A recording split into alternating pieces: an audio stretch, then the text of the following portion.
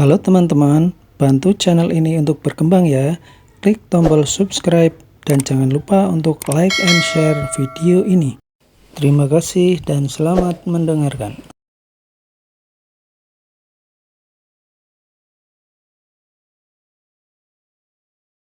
Bab 115, menunggu bala bantuan. Baik. Cepat hubungi mereka, kirim model dan plat mobil itu, segera hentikan mobil itu. Teriak Rain. Kamu kejar mobil itu sekarang juga. Mati saja kamu kalau tidak bisa mengejarnya. Teriak Rain, kemudian mendorong pemuda itu ke samping. Pemuda itu tidak berani menolak, dia buru-buru mengendarai mobil SUV, lalu melesat ke depan. Saat ini, Rain sangat marah, tetapi tidak punya tempat untuk melampiaskannya. Dia tiba-tiba berbalik, lalu melihat Edo yang berada di dalam mobil. Sialan! Beraninya kamu mempermainkanku! Aku akan membunuhmu! Rain menendang Edo, lalu menyeretnya keluar dari mobil dan menamparnya dengan keras. Sekarang Edo sedang dalam keadaan pingsan, jadi tidak memiliki kesadaran sama sekali. Berikan aku air! Teriak Rain. Dia mengambil air mineral yang diberikan oleh orang di sebelahnya, lalu langsung menuangkannya ke kepala Edo. Begitu mendapat rasangan dari air dingin, Edo akhirnya membuka matanya dengan susah payah. Cepat katakan, kemana Angel dan Valentino pergi?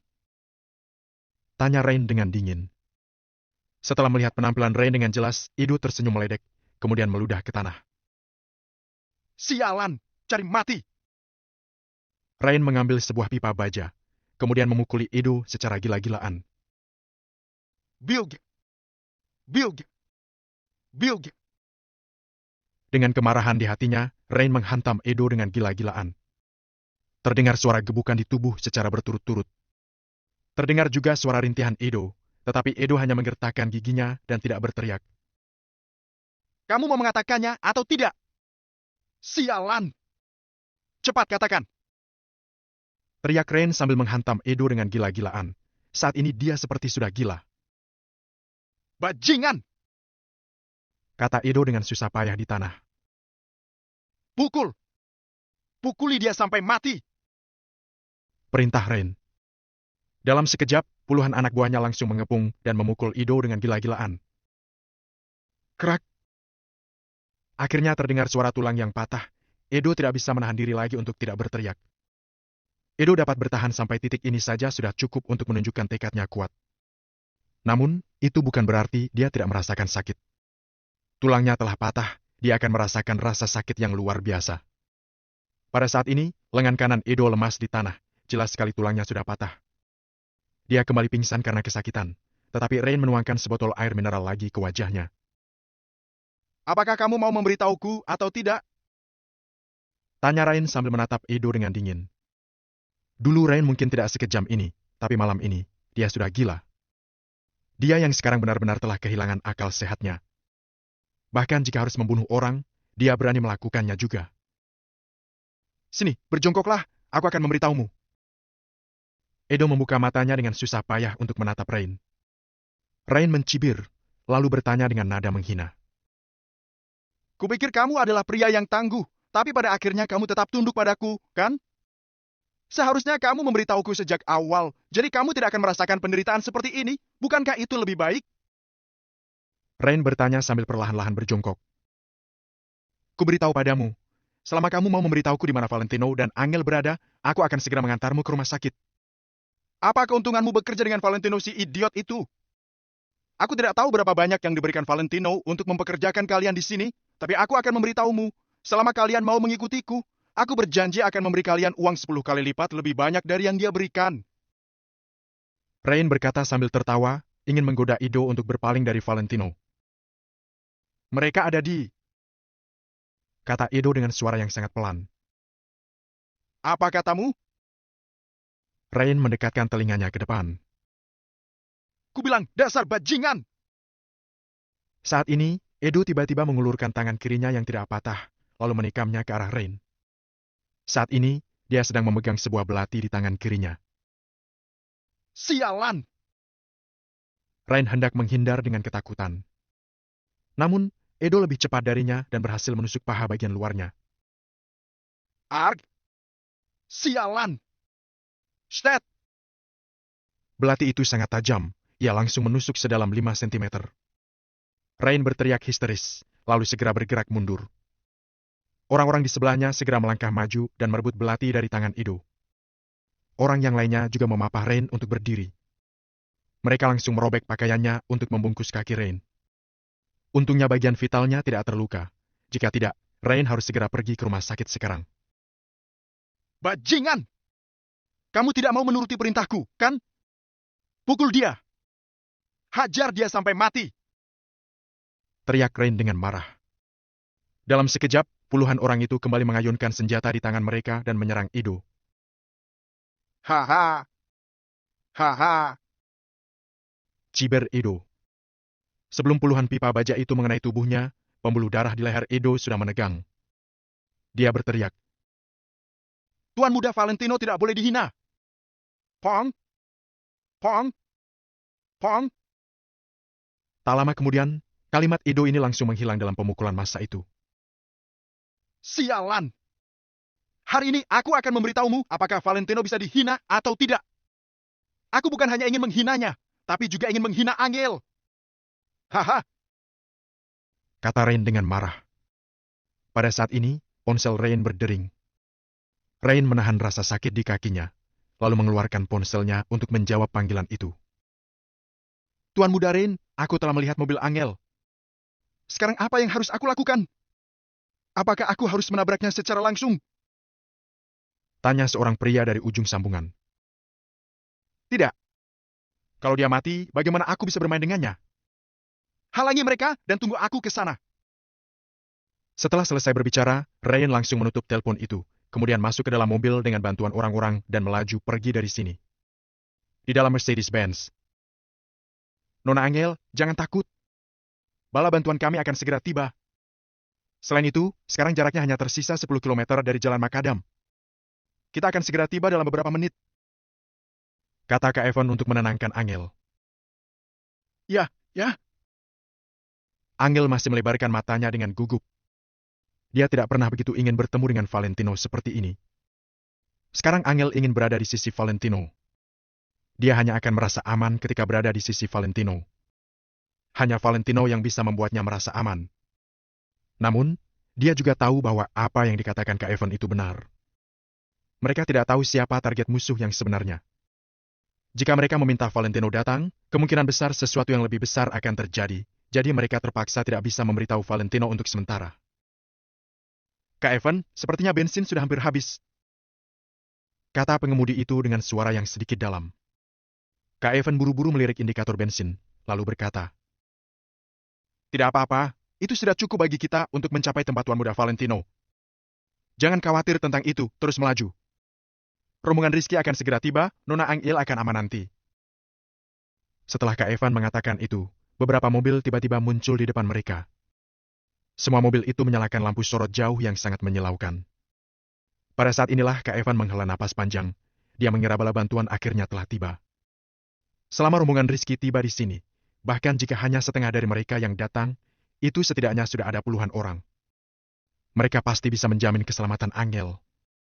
Selama mereka bisa mengantar Angel ke sisi Valentino dengan aman, maka misi mereka akan selesai.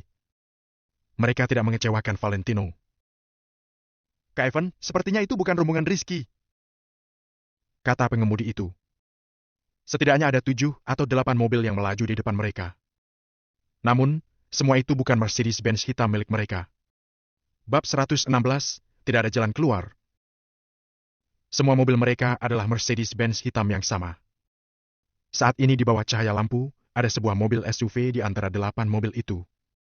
Ada truk pickup juga. Pokoknya tidak ada yang bukan merupakan mobil Mercedes-Benz. Selain itu, 8 mobil tersebut berjalan beriringan, menutup jalan dengan sangat rapat hingga bahkan sepeda listrik pun tidak akan bisa lewat. Mobil-mobil tersebut melaju dengan perlahan menuju ke arah Angel dan lainnya. Gawat! Sopir tersebut terkejut, lalu tanpa sadar mengerem mobil. Evan dengan cepat melihat sekeliling. Dia langsung melihat satu jalan kecil di sebelah kanan. Belok kanan? Ucap Evan. Sopir langsung melihat tanda di sebelah jalan tersebut dan berkata, Kak Evan, itu jalan buntu. Evan tidak dapat menahan dirinya dari memaki. Sialan! Lalu, dia bersiap-siap untuk menyuruh sopir putar balik. Akan tetapi, terdengar suara klakson mobil dari belakang.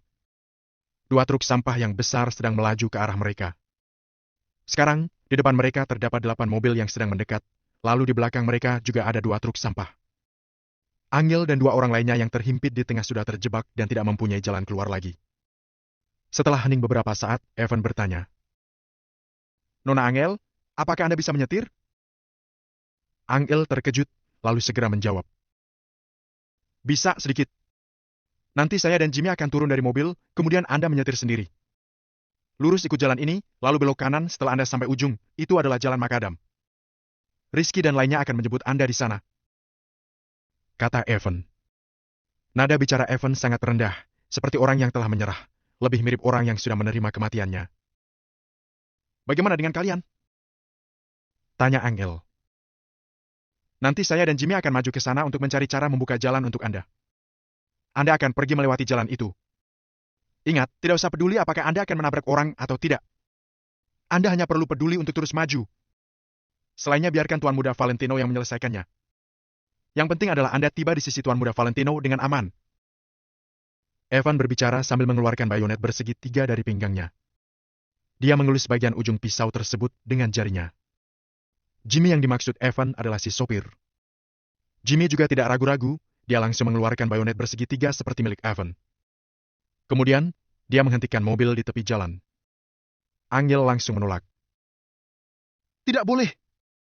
Kita sama-sama pergi." Meskipun sekarang Angel sangat takut, dia tetap tidak ingin Evan dan Jimmy menuju ke kematian mereka. Evan menggelengkan kepala. Di depan ada begitu banyak halangan, bagaimana mungkin mereka mempunyai kesempatan untuk pergi bersama? Satu-satunya kesempatan yang mereka miliki adalah dengan Evan dan Jimmy memikir cara untuk lari ke sana, lalu lihat apakah mereka bisa mencuri satu mobil. Setelah itu, mereka akan menggunakan mobil tersebut untuk menabrak mobil lain agar mereka bisa membuka jalan untuk Angel lewat. Kalau mereka memaksa menabrak mobil Mercedes-Benz itu dengan mobil ini, Angel akan mudah cedera.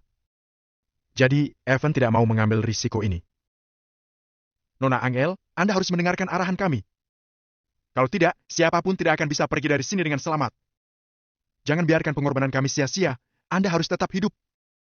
Setelah Anda bertemu dengan Tuan Muda Valentino, Anda harus memberitahunya kalau saya selalu setia pada Tuan Muda." Setelah itu, Evan langsung membuka pintu mobil.